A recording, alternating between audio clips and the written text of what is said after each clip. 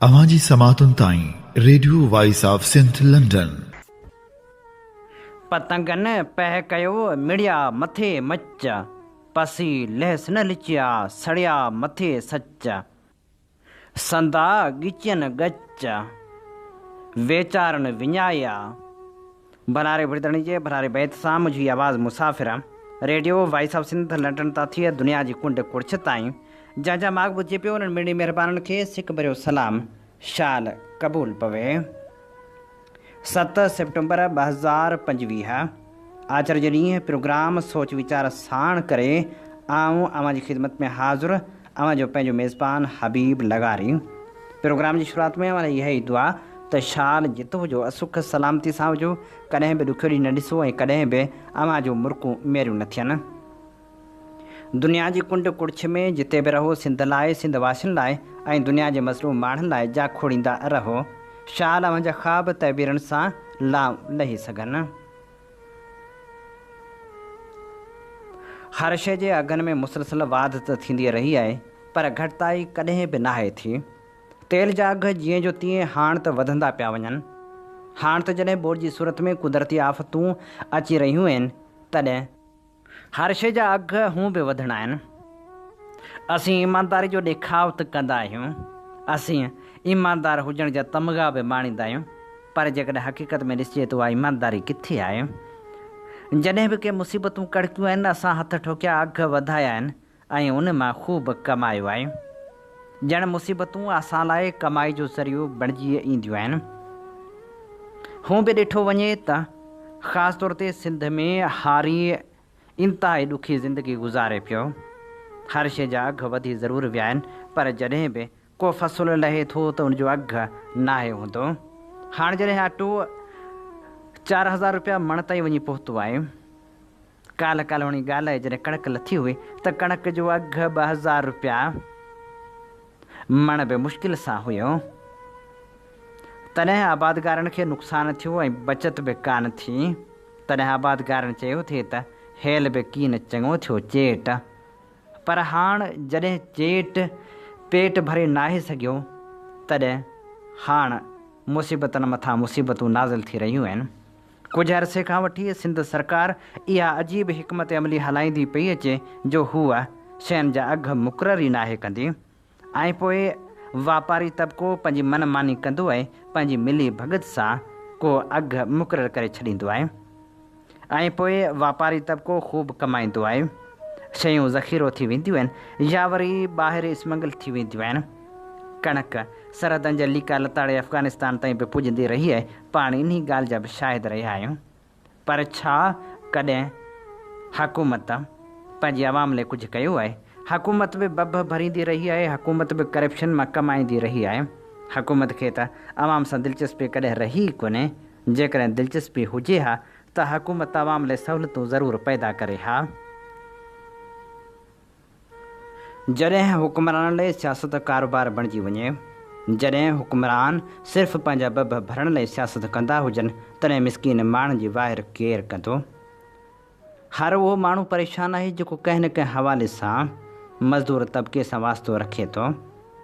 सरकारी मुलाज़िमनि खे तोड़ जो इहो आसरो हूंदो आहे त हर महीने पघार मिली वेंदी, पर उनजी भेट में हिकिड़ो मज़दूर माण्हू जंहिंखे मज़दूरी मुश्किल सां मिले ऐं जंहिंजो गुज़ारो इंतिहाई मुश्किल हुजे, उहो करे त छा करे? हूं बि इहा ॻाल्हि सच आहे त तूं की ॼाणे यार अमीरा, तूं की ॼाणे यार अमीरा रोटी बंदा खाजांदी आहे। सच त इहो आहे जो माण्हू मानी जी पूरत कंदे कंदे नेठि मोकिलाए थो वञे। माण्हू जी हयाती जी हंज में रुॻो ॾुखनि ॾोलावनि जूं मौसमूं रहंदियूं आहिनि। माण्हू लुड़क लुड़क थी वेंदो आहे। माण्हू या त वञी ख़ुदकशियूं कंदा आहिनि, या त वञी पाण खां गाफ़िल थी वेंदा आहिनि, या वञी चरियाप वारी सूरत हाल इख़्तियार कंदा आहिनि। पर माण्हू उहो ई माण्हू आहे जेको जीअण लाइ केॾा जतन थो करे। पर जॾहिं वक़्त जा हुकुमरान आसानियूं पैदा ई न कनि त माण्हू भला ॿियो छा करे? उस्ताद जावेद हकड़ो लिखे थो त असांजी रियासत कॾहिं पंहिंजी क़ौम लाइ आसानी वारा फ़ैसिला कंदी जो गुज़िरियल 3 सालनि खां हर गुज़रंदड़ ॾींहुं ॾुखिया खां ॾुखियो पियो थींदो वञे। जॾहिं खां हीअ हुकूमत वजूद में आई आहे, हर ॾींहुं गुज़िरियल ॾींहं खां बुरो पियो साबित थींदो रहे जो को शोबो अहिड़ो न आहे जंहिंमें का बहितरी जी शुरूआति थी हुजे। बिजली गैस जी अवर बिलिंग साण रियासत पाकिस्तान जी जबरी टैक्सनि जी भरमार जो ओघरा नेपरा ख़ुदि पाण हैरान आहिनि त आख़िर उन्हनि जा इख़्तियार हाणे हुकूमत पाकिस्तान कीअं पई इस्तेमालु करे जो जॾहिं चाहे थी क़ीमतूं वधाए असांखां मोहर हणाए नालो असांजो बदनाम पई करे क़ौम असांखे पई घटि वधि ॻाल्हाए।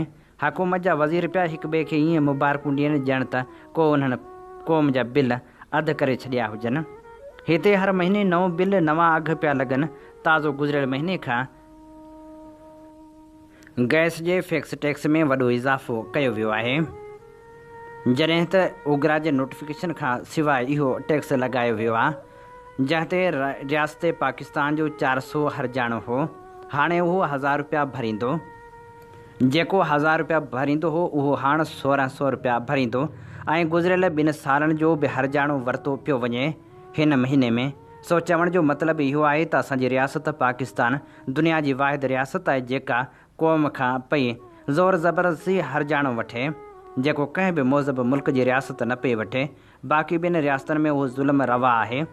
हाणे वरी पेंशनरनि जूं पेंशनूं पंहिंजो पाण ई 50% घटाए सरकारी मुलाज़िमनि जा सभु अरमान ई अधूरा करे छॾिया आहिनि जो वेचारा हाणे इन आस में हुआ त पंहिंजी सर्वस ईमानदारी सां पूरी करे ज़िंदगी जा 60 साल पूरा करे आख़िरी ॾींहं बिना कंहिं परेशानी जे गुज़ारींदा। पर थियो बिल्कुलु उन जे उबतड़ आहे ऐं सभई सरकारी मुलाज़िम हाणे परेशानी में मुबतला थी विया आहिनि। अहिड़ियूं नाइंसाफ़ियूं भला किथे थींदियूं आहिनि जहिड़ियूं हीअ हुकूमत कंदी रही आहे। ख़बर न आहे त हुकूमत अवाम लाइ कॾहिं आसानियूं पैदा कंदी। अवांजी समातुनि ताईं radio voice of Sindh London.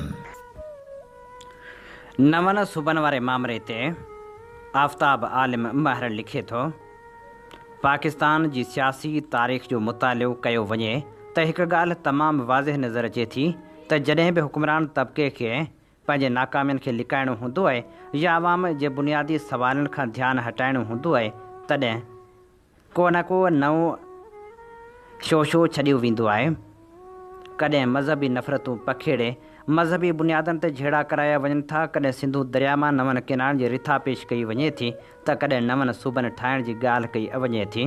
हीअ सभु नारा ऐं फूकूं कंहिं बि हक़ीक़ी हिकमत अमली या अवामी ज़रूरत ते ॿधल न हूंदियूं आहिनि पर उहे सियासी अरांदियूं हूंदियूं आहिनि त जीअं अवाम खे असली मसइलनि खां हटाए सघिजे। असल में हुक्मरान तबिके जो मक़सदु कंहिं बि वक़्तु नवां सूबा ठाहिणु न हूंदो आहे छो त पाकिस्तान जो आइन पाण वाज़े करे थो त कंहिं बि सूबे जे हदनि में तब्दीली उन वक़्तु मुमकिन थींदी जॾहिं हुन सूबे जी असेंबली उन ॻाल्हि जी मंज़ूरी ॾींदी। सिंध में अवाम जी वाज़े अक्सरियत ऐं तक़रीबन सभु सियासी क़ुवतूं सूबे जी विरासत खे मुकमिल तौरु रद्द कनि थियूं। तंहिं करे इहो बहसी बेमाना आहे। पर पोइ सुवालु इहो आहे त जॾहिं हुक्मरान ॼाणनि था त सिंध खे विरहाए नथो सघिजे तॾहिं बि उहे हुक्मरान अहिड़ा नारा ऐं फूकूं छो था ॾियनि। उनजो जवाबु सिर्फ़ु अवाम जो ध्यानु फेराइणु आहे। आलमी साम्राज ख़ासि करे अमेरिका ऐं ॿियनि वॾियुनि ताक़तवर मुल्कनि सां थियल मुआदनि जे नतीजे में सिंध जे ज़मीननि ऐं मैदनी वसीलनि खे आलमी मंडी में विकिणण लाइ तयारियूं थी रहियूं आहिनि। जॾहिं अवाम जो ध्यानु उन्हनि हक़ीक़तनि ॾांहुं वञे थो त हुक्मरान फ़ौरी तौर ते को नओं मौज़ू खणी अची अवाम खे गुमराह कनि था। सिंध जी तारीख़ शाहिद आहे त जॾहिं बि अहिड़ा मनसूबा आंदा विया उनजा नतीजा तबाही खां सवाइ कुझु बि न निकिता। वञण जो दौरु उनजो वॾो मिसाल आहे। मर्कज़ खे मज़बूत करण जे नाले ते सूबा ख़तमु कया विया। क़ौमनि जी सुञाणप मिसारी वई। सिंध खे पंहिंजे नाले समेत मिसारण जी कोशिशि कई वई पर नतीजो छा निकितो? मुल्क विरहाइजी वियो। बांग्लादेश वजूद में आयो। अहिड़ी रीति 1940 जी करारदाद जेका करारदाद लाहौर सॾिजे थी उनजो असुलु रूह बि विसारियो वियो आहे। उन में वाज़े तौरु लिखियलु हो त हिंदुस्तान जी मुस्लिम अक्सरियती इलाइक़नि मां अलॻि अलॻि रियासतूं वजूद में ईंदियूं जेके पंहिंजा मामरा पाण हलाईंदियूं। मतिलबु त सूबनि खे पंहिंजा इख़्तियार हासिलु हूंदा। अमेरिका जहिड़ो मुल्क बि उन तस्वर ते क़ाइमु आहे। जिते हर रियासत खे पंहिंजे वसीलनि ऐं मामरनि में ख़ुदि मुख़्तियारी हासिलु आहे। पर पाकिस्तान में उन करारदाद जे रूह ते अमल करण बदिरां वरी 12 नवां सूबा ठाहिण ऐं सिंध खे नवनि सूबनि में विरहाइण जूं ॻाल्हियूं कयूं पियूं वञनि। नतीजो इहो निकिरंदो त क़ौमनि में नफ़रत वधंदी, बेएतमादी पैदा थींदी ऐं मुल्क जी वहदत कमज़ोर थींदी। अॼु जो सुवालु इहो नाहे त नवां सूबा ठाहिण घुरिजनि या न, असल सुवालु इहो आहे त जमहूरियत खे कीअं मज़बूत कजे, वसीलनि जी मुनसिफ़ाणी विरासत कीअं यकीनी बणाइजे, इख़्तियारनि खे कीअं हेठीं सतह ताईं ज़िले ऐं यूनियन काउंसिल ताईं मुंतक़िल कजे, तालीम, सिहत, पाणी, रोज़गार ऐं इंसाफ़ जहिड़नि असल मसइलनि ते ध्यानु ॾियण बदिरां हुकुमरान नवनि सूबनि जूं फूकूं ॾेई आवाम जो ध्यानु भटकाइण जी कोशिशि करे रहिया आहिनि। सिंधी आवाम खे सम्झणु घुरिजे त असल मोरको वसीलनि ते आहे। जेकॾहिं असां पंहिंजे वसीलनि जी हिफ़ाज़त न कई त ईंदड़ नसल असां खां हिसाब वठंदो। सिंध जा पाणी, सिंध जो कोयलो, सिंध जो तेल, सिंध जे गैस ऐं सिंध जी ज़मीन असांजे वजूद जा निशान आहिनि। जेकॾहिं उहे हथनि मां निकिरी विया त पोइ सूबा बची न सघंदा। उन करे वक़्त जी घुरिज आहे त सिंध जा माण्हू नवनि सूबनि वारी फूक या नारे खां ख़बरदार रहनि ऐं पंहिंजी धरती जे वसीलनि जी हिफ़ाज़त कनि। पाकिस्तान जो असल मसइलो नवां सूबा न पर वसीलनि जी मुनसिफ़ाणी विरासत, जमहूरियत जी मज़बूती ऐं इख़्तियारनि जी हेठीं सतह ताईं मुंतक़िली आहे।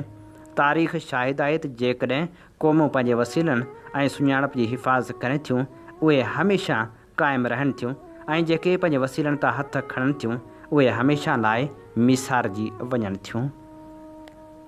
अवां जी समातुनि ताईं radio voice of Sindh London.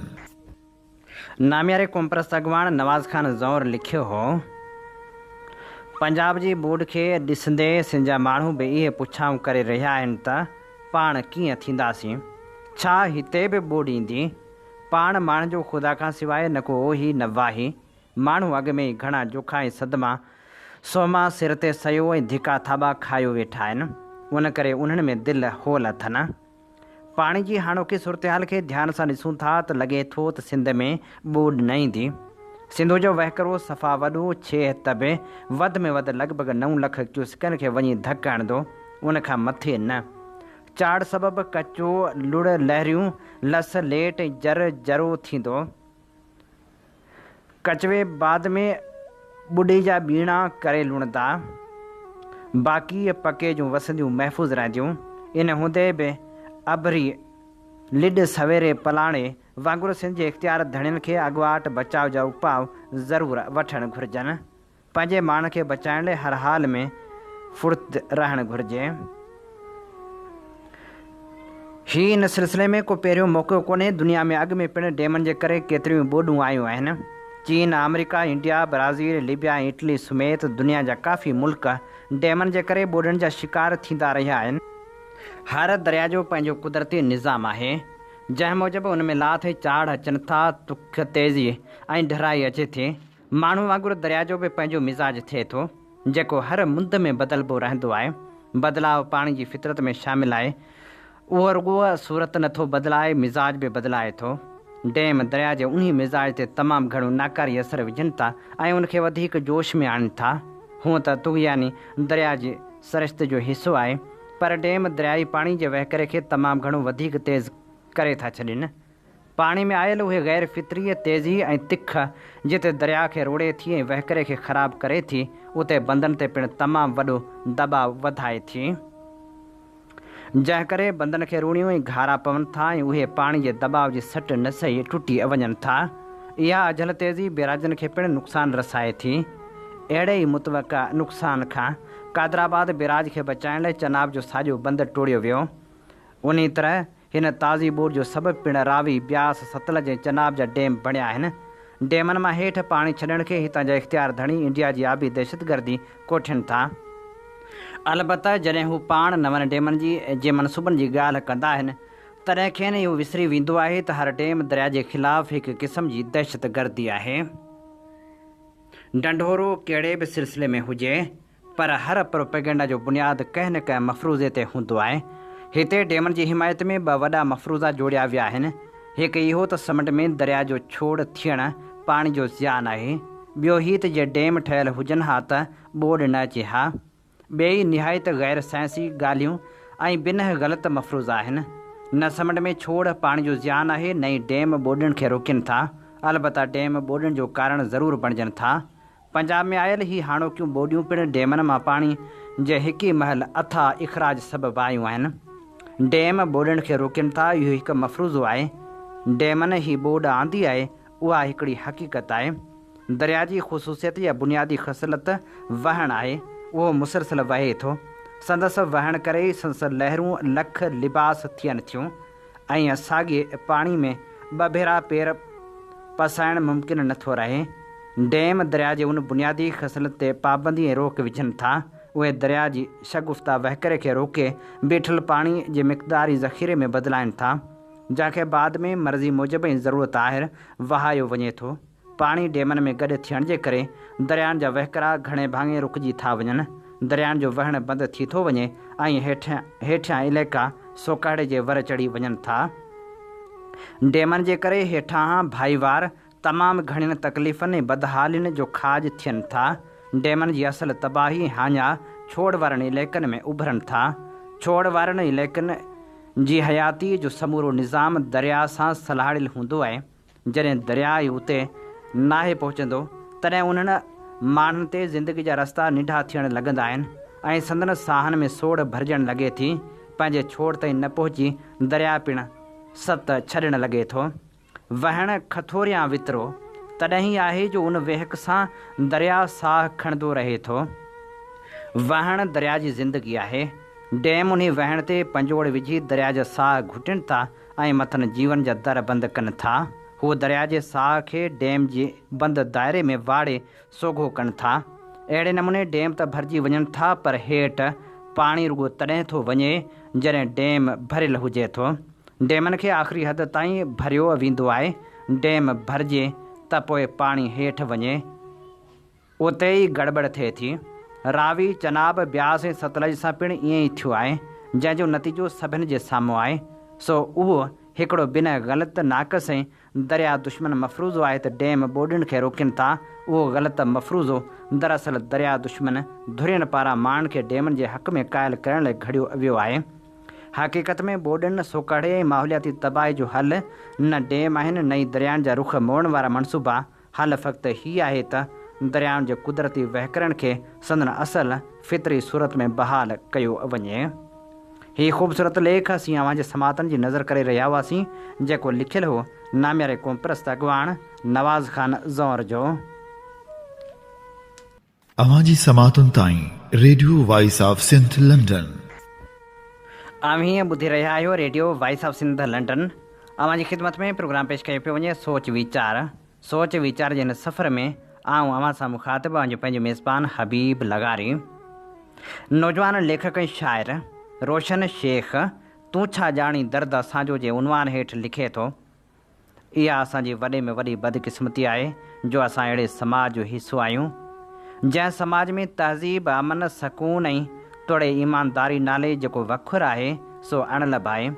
उन्ही अणलभ वखर देशवासियुनि सां कलूरनि जी जंहिं भयानक अंदाज़ में कार्रवाई कई आहे, उहो भयानक अंदाज़ देश जो अमन ख़राबु करण लाइ हिकु मज़बूत दलील आहे। उन मज़बूत दलील ॾाढो जॾहिं को बयानु त अमन अमान जी सूरत हाल अॻे खां बहितरु आहे साम्हूं ईंदो आहे त रत सहणु लॻंदो आहे त आख़िर ही कहिड़ी मख़लूक आहे जेका मोटरसाइकिल जी फुर में गभरूअ नौजवाननि ते बि उहो एक्शन नथी खणे जेको खेनि खणणु घुरिजे। हिन हफ़्ते जे हिकु अभागे ॾींहं ते लाड़काणे में हिकु मोटरसाइकिल हलाईंदड़ नौजवान फ़ौरन हथां बेदर्दी सां क़तलु थिए थो त संसद वालिद वरी पुट जे क़तल ते जेरे ई मरी वञे थो।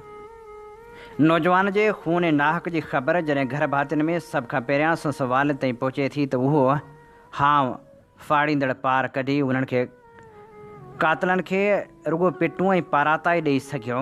ॿियो भला शरीफ़ माण्हू करे बि छा थो सघे। हीअ उन समाज में अणवणंदड़ चहिरो। हिते अव्हां चहिरे खे बूथ करे पढ़ंदा जिन चहिरनि या बूथनि खे हद जा पुलिस एहलकार हर हाल में सुञाणनि, पर उन्हनि ख़िलाफ़ का कार्रवाई नथी थिए छो त कातिल ऐं फुरू एहलकारनि जा सपोर्टर हूंदा आहिनि। हिते जुनेद जानी गिरफ़्तार थी जेल जी दाल मानी खाई सघे थो, बाक़ी नौजवाननि जा कातिल ऐं कातिलनि जा पनाहगीर तोड़े उन जा साथारी कंहिं बि सूरत में कड़ी सज़ा खाई नथा सघनि छो त हिते ॾाढो सो गाबो वारो रिवाज हवा जेॾो पुराणो आहे ऐं ईअं ॾाढनि गाबनि बिना ख़ौफ़ जे देश जे अमन जूं हवाऊं रोके छॾियूं आहिनि। उन करे हाणे देश में जेका हवा घुले थी उन हवा में नौजवाननि जो खून पिणु शामिल आहे। काश उहो खून उन्हनि जे चहिरनि ते क्रीम जीअं लॻी वञे जेके चहिरा अमन ॾिसण लाइ कॾहिं बि आता न हूंदा आहिनि। लाड़काणे में फुर दौरान क़तल थियल नौजवान को पहिरियों नौजवान न आहे जंहिंजे क़तल जो ॾुख हर उन सञा बंद खे आहे जेको अमन चाहे थो या अमन जे कबूतरनि खे धरती ते ॾिसणु चाहे थो। ऐं मूं ॾिठो पए मुख़्तलिफ़ TV चैनलनि ते त नौजवान जे टीजे ताईं बि नौजवान जा कातिल गिरफ़्तार न थी सघिया हुआ। अहिड़ी सूरत हाल में मूंखे उहा शाइरी जी सिट पई यादि अची, तूं छा ॼाणी दर्द असांजो साईं, ऐं असांजो दर्द इज्तमाही दर्द आहे। असांजो दर्द उन नौजवान जे बाबा साईं जो दर्द जेको दर्द में अञा ताईं बेहाल आहे। मक़तूल नौजवान खे संदन बाबा उन करे बि नई मोटरसाइकिल वठी ॾिनी हुई त मतां खेसि इहो अहसासु खाई न वञे त बाबा मुंहिंजी ख़्वाहिश जो ख़्यालु नथो रखे, पर संस वालिद खे कहिड़ी कल त उहा नई मोटरसाइकिल नौजवान खां जवानी खसण जो सबबु बणिजंदी। नौजवान जी जवानी जो मौत संस ख़ानदान लाइ वॾी अज़ियत जी घड़ी साबित थियो हूंदो, जेका अज़ियत उनखे महसूसु थींदी।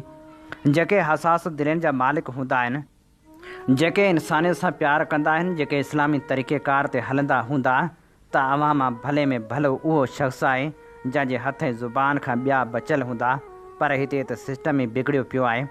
हिते SSP जो घर ई महफ़ूज़ न आहे, बाक़ी ख़ल्क़े ख़ुदा जो हशर इहो आहे जेको लाड़काणे जे नौजवान सां कयो वियो।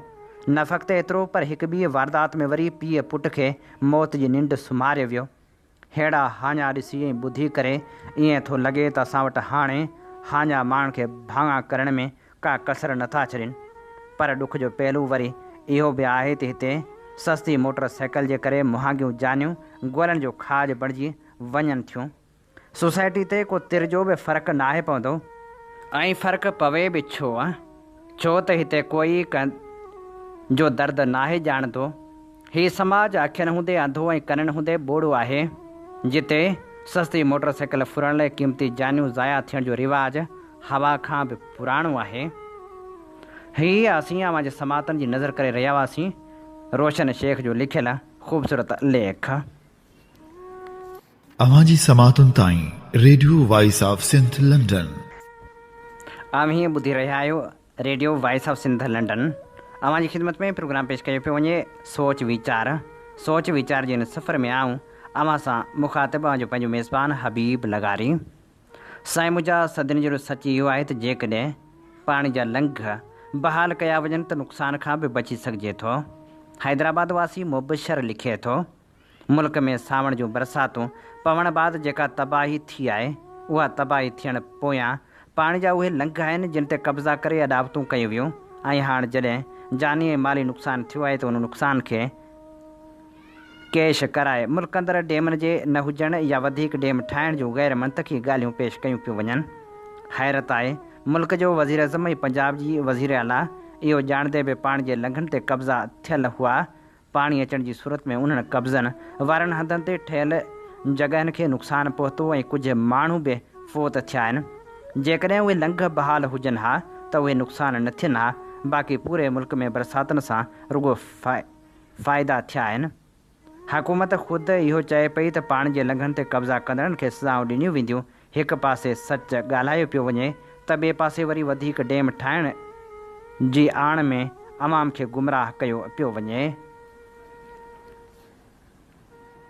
आख़िर मंशा जो ख़ात्मो कॾहिं थींदो? इन उनवान हेठि ग़ुलाम क़ादिर ईसा नोहड़ी लिखे थो, इंतिहाई अफ़सोस सां लिखिणो थो पवे। कुझु साल पहिरीं नौजवाननि जे हथ में किताब कलम हो। माण्हू आज़ादु ख़्याल तफ़रीह में ज़िंदगी गुज़ारे रहिया हुआ, पर हींअर जेको अचानक मंशात चर्स जहिड़ो नशो चङनि भलनि वॾेरनि भोतारनि जे आशीर्वाद सां हली रहियो आहे। नौजवान स्कूल तालीमी तफ़रीह बजाए होटलनि कारखाननि ते नशे जी हालत में मिलंदा। कानून जी रिट एतिरी कमज़ोर थी वई आहे जो मंशात खे रोके नथी सघे।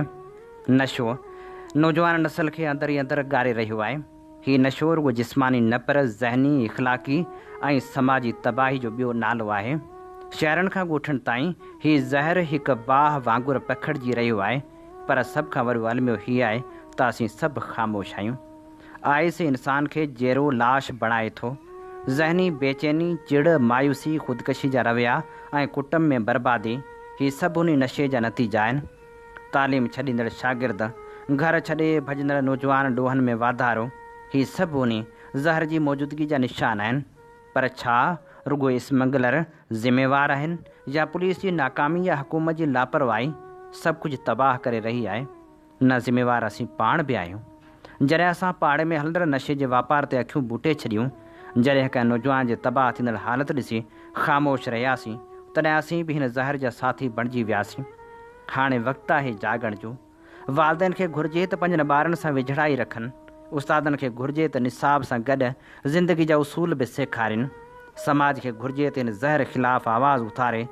पुलिस खे घुरिजे त बिना कंहिं सियासी या समाजी दबाव जे कार्रवाई करे। मसइलनि जे वर चढ़ियल असांजे मुआशिरे ते मोरेवासी ख़ान मोहम्मद फुल लिखे थो, अॼु जो मुआशिरो केतिरनि ई मसइलनि जे वर चढ़ियल आहे, जिन में जहालत, बेरोज़गारी, नाइंसाफ़ी, बदअमनी, इख़लाक़ी ज़वाल ऐं अदम बर्दाश्त अहम आहिनि। माण्हू पाण में विढ़ी रहिया आहिनि। ज़ात पात, फ़िरक़े ऐं मुफ़ादनि जे नाले ते नफ़रत पखेड़ी पई वञे। तालीम जी खोट, शऊर जी अणाहठ ऐं इख़लाक़ी तरबियत जी घटिताई सबबि माण्हू पंहिंजी हैसियत विसारे वेठा आहिनि। पर जेकॾहिं असां चाहियूं त पंहिंजे मुआशिरे खे बहितर बणाए सघूं था, त उन लाइ पहिरियों क़दम पाण में सुधारो आणणु आहे। सभ खां अहम ऐं बुनियादी ज़रियो तालीम आहे। तालीम इंसान खे न रुॻो पढ़णु लिखणु सेखारे थी, पर खेसि सोचणु, सम्झणु ऐं अमल करण जो सलीक़ो बि सेखारींदी आहे। तालीमी इंसान खे इख़लाक़ी क़दरनि, हक़नि, फ़र्ज़ ऐं ॿियनि जी इज़त करण जो शऊर ॾिए थी। असांखे पंहिंजे मुआशिरे में तालीम खे आम करणो पवंदो, ख़ासि तौर ते छोकिरियुनि ऐं ग़रीब तबिके लाइ, त जीअं समाजी बराबरी क़ाइमु थी सघे। उन सां गॾोगॾु इख़लाक़ी क़दरनि जे वाधारे लाइ बि अमली क़दम खणणु घुरिजनि। सच ॻाल्हाइणु, इंसाफ़ करणु, हमदर्दी करणु, रवादारी पैदा करणु ऐं माफ़ करणु जहिड़ा क़दर सिर्फ़ु किताबनि ताईं महदूद न हुजनि, पर अमल जी सूरत में माण्हुनि जे किरदार मां ज़ाहिर थियनि। मुआशिरो तॾहिं सुधरंदो जॾहिं माण्हू हिक ॿिए सां नफ़रत बदिरां मुहबत, मुक़ाबले बदिरां ताउन ऐं धक बदिरां दुआऊं ॾींदा। नौजवान मुआशिरे जो बुनियादु आहिनि। जेकॾहिं असां नौजवाननि खे सही रुख़ ते आणियूं त उहे तब्दीली जो वॾो ज़रियो बणिजी सघनि था। खेनि तालीम, हुनर ऐं सरगर्मियुनि ॾांहुं राग़ब करणो पवंदो त जीअं हूअ नशे ऐं ॾोहनि खां बची सघनि। औरतुनि खे बि बराबरी जा हक़ ॾियणु लाज़मी आहे, छो त औरत मुआशिरे जी अधु अक्सरियत आहे। जेकॾहिं औरत महफ़ूज़, बाइख़्तियार ऐं तालीम याफ़्ता थींदी त समाज, ख़ानदान ऐं ईंदड़ नसल सुधरी वेंदा। जेकॾहिं हर माण्हू पंहिंजी ज़िम्मेवारी ईमानदारी सां निभाए, पंहिंजा फ़र्ज़ अदा करे ऐं सिर्फ़ु शिकायतूं करण बदिरां पाण मां तब्दीली जी शुरूआति करे, त मुआशिरो पाण मुरादो पुरअमन, मुहज़िब ऐं बहितर बणिजी सघे थो। मुआशिरे जी तब्दीली असांजे हथनि में आहे। इन ते प्रोग्राम सोच वीचार जो वक़्तु पुॼाणी ते पहुचे थो। पंहिंजे मेज़बान हबीब लगारी खे साॻी दुआ सां ॾींदा इजाज़त। वसे भिट तुंहिंजी भलारा सदा, सदा देस परदेस सारा वसन। कॾहिं सींध सिंजी न मेरी थिए, कॾहिं मोड़ कंहिंजा न मुरझाइजनि। अवां जी समातुनि ताईं radio voice of Sindh London